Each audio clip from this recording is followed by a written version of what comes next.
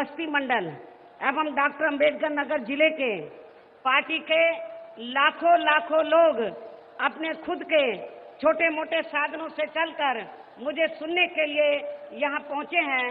इसके लिए मैं आप सभी लोगों का हार्दिक दिल से शुक्रिया अदा करता हूँ। नमस्कार, मैं सिद्धार्थ गौतम सत्य संवाद के इस एपिसोड में आपका स्वागत करता हूं। आज हम बात करेंगे भारतीय राजनीति की एक अद्वितीय नेता और लाखों महिलाओं की प्रेरणा स्रोत और उत्तर प्रदेश के 4 बार मुख्यमंत्री रही बसपा सुप्रीमो सुश्री बहन कुमारी मायावती जी के बारे में। मायावती जी का जीवन संघर्ष, प्रेरणा और सामाजिक बदलाव की कहानी है। उन्होंने समाज के वंचित, दलित और पिछड़े वर्गों के उत्थान के लिए अपनी पूरी जिंदगी समर्पित कर दी। इस वीडियो में जानेंगे उनके जन्म, शिक्षा और राजनीतिक जीवन के बारे में। अगर आपने हमारे YouTube चैनल को अभी तक सब्सक्राइब नहीं किया है तो जल्दी से जाइए हमारे चैनल को सब्सक्राइब करें, लाइक करें और शेयर करें ताकि ऐसी ही और वीडियो हम आपके लिए लाते रहें। मायावती का जन्म 15 जनवरी 1956 को उत्तर प्रदेश के दिल्ली से सटे गौतम बुद्ध नगर जिले के बादलपुर गांव में हुआ था। उनका पूरा नाम कुमारी मायावती है। मायावती के पिता का नाम प्रभुदास और माता का नाम रामरती था। उनके पिता पोस्टल विभाग में कार्यरत थे। मायावती का परिवार दलित समाज से था और समाज के निचले तबके के कारण उन्होंने बचपन से ही कई तरह के भेदभाव और कठिनाइयों का सामना करना पड़ा। मायावती के कुल 9 भाई बहन थे। उनका परिवार आर्थिक रूप से साधारण स्थिति में था। उनके पिता चाहते थे कि उनके बच्चे पढ़ लिख कर नौकरी करें और एक बेहतर जीवन जिएं। मायावती ने बचपन से ही शिक्षा को गंभीरता से लिया। उन्होंने अपनी प्रारंभिक शिक्षा सरकारी स्कूल से पूरी की। इसके बाद उन्होंने दिल्ली के कालिंदा कॉलेज से ग्रेजुएशन किया।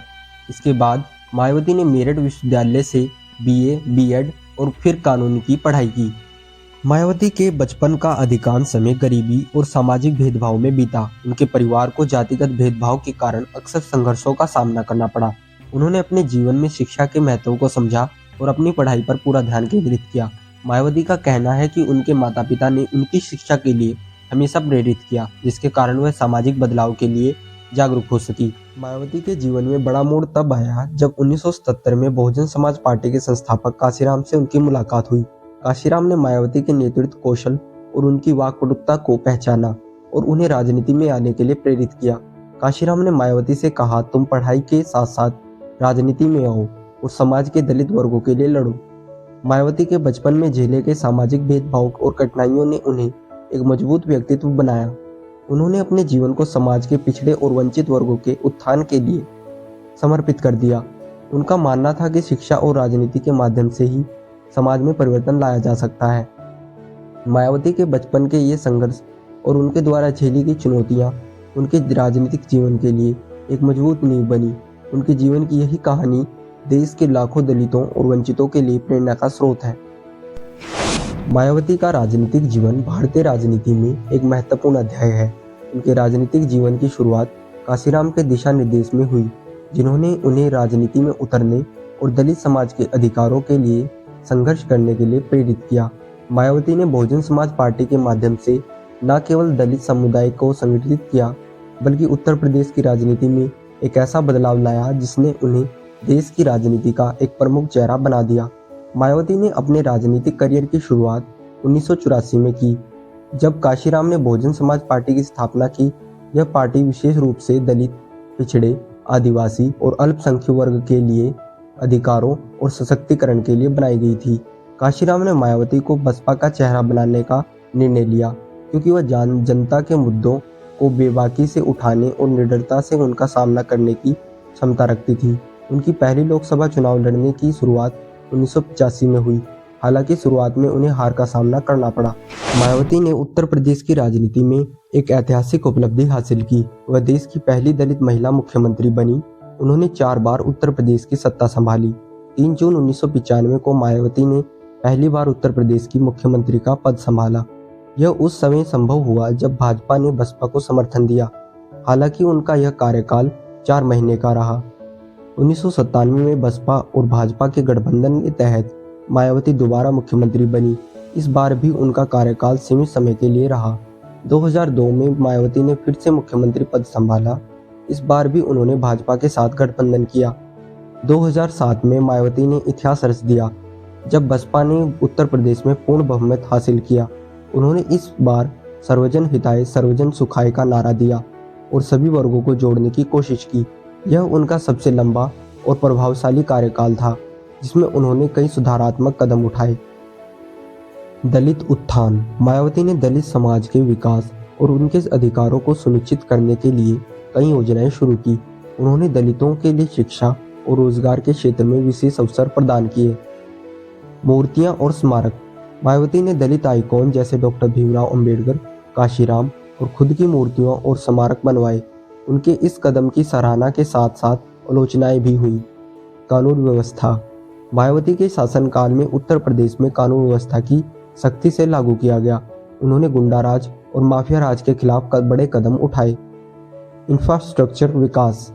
उनके कार्यकाल में सड़कों, पार्कों और सरकारी भवनों का तेजी से निर्माण हुआ। मायावती जी की राजनीतिक विचारधारा डॉक्टर भीमराव अंबेडकर और काशीराम जी की विचारधारा से प्रेरित है। उन्होंने भारतीय समाज में व्याप्त जातिवाद को समाप्त करने और दलितों, पिछड़ों और अल्पसंख्यकों को मुख्य धारा में लाने का प्रयास किया। मायावती जी का योगदान भारतीय राजनीति में अमिट है। उन्होंने न केवल दलित समाज को एकजुट किया, बल्कि उन्हें यह विश्वास दिलाया कि वे भी देश के राजनीतिक परिदृश्य में अहम भूमिका निभा सकते हैं। मायावती आज भी बसपा के प्रमुख नेता हैं और उनकी पार्टी देश भर में दलितों की आवाज मानी जाती है। उनका जीवन संघर्ष और सफलता का प्रतीक है। मायावती जी ने बाबा साहेब डॉक्टर भीमराव अंबेडकर जी की विचारधारा को आगे बढ़ाया। उन्होंने दलितों की राजनीति, सामाजिक और आर्थिक रूप से सशक्त बनाने के लिए योजनाएं बनाई। दलित सुरक्षा योजना के तहत दलितों के लिए विशेष सुरक्षा और सामाजिक अधिकार सुनिश्चित किए गए। उन्होंने गरीब और दलित महिलाओं के लिए शिक्षा और रोजगार के अवसर बढ़ाने पर जोर दिया। महिला सहायता योजना के तहत गरीब महिलाओं को वित्तीय मदद दी गई। उनके शासनकाल में कई बड़े प्रोजेक्ट शुरू हुए, जैसे डॉक्टर भीमराव अंबेडकर पार्क लखनऊ, काशीराम स्मारक, उत्तर प्रदेश में मेट्रो रेल की योजना। उन्होंने राज्यों में सड़कों, फ्लाईओवरों और शहरी विकास पर भी जोर दिया।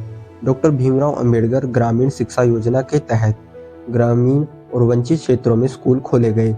लड़कियों की शिक्षा पर विशेष ध्यान दिया गया। उनके कार्यकाल को अपराध पर नियंत्रण के लिए जाना जाता है।